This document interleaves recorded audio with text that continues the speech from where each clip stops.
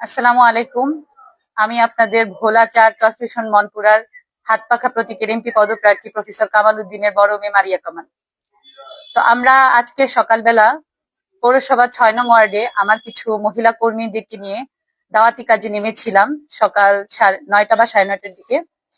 তখন আমরা প্রায় অনেক আমাদের কাজগুলো ঠিক মতো চালাচ্ছিলাম এবং বাড়ি বাড়ি যেয়ে তাদেরকে দাওয়াতি কাজ চালাচ্ছি।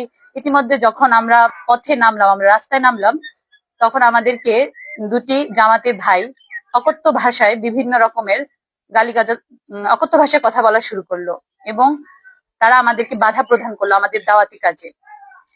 তারপর যখন আমার এই দাওয়াতি কাজে বাধা প্রদান করলো, আমার সাথে ছিল আমার ছোট ভাই এবং আমার একজন ইসলামী আন্দোলনের কর্মী ভাই। তখন তারা সেটাকে বাধা দিল এবং তাদেরকে কিছু বাধা প্রদান করলো যে আপনারা কেন এইভাবে অকথ্য ভাষায় আমাদেরকে গালিগালাজ করছেন এবং মহিলাদেরকে হেনস্থা করছেন। হেনস্থার শিকার তখন আমি হচ্ছিলাম। তখন যখন একটু কথা কাটাকাটি হলো, তার মধ্যেই তিনি যে লোকটি ছিল তার সাথে একটি মুরব্বীও ছিল, যে আমাদেরকে অকথ্য ভাষায় গালিগালাজ করলো, তার নাম ছিল সোহেল। তার সাথে একজন মুরব্বীও ছিল। তারপর তিনি যখন আমার ভাই এবং আমার যে কর্মী ছিল সে যখন বাধা প্রদান করলো, আমি তাদেরকে সেখান থেকে নিয়ে এসেছিলাম তাদের কাছ থেকে, যাতে আর কথা না বাড়ায়।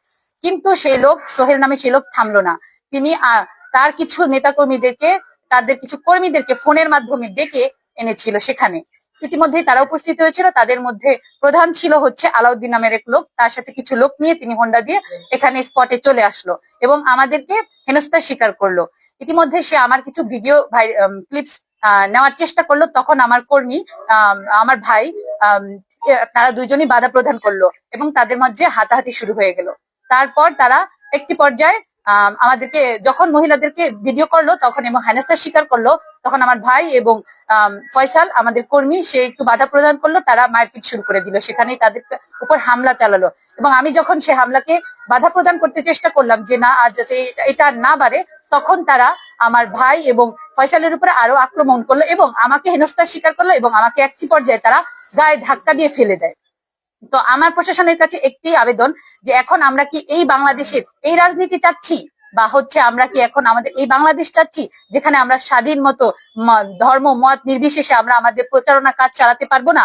আমার প্রশাসনের কাছে কঠোর আবেদন এবং আহ্বান জানাচ্ছি এটার জন্য একটি সুষ্ঠু বিচার হয়। ধন্যবাদ সবাই।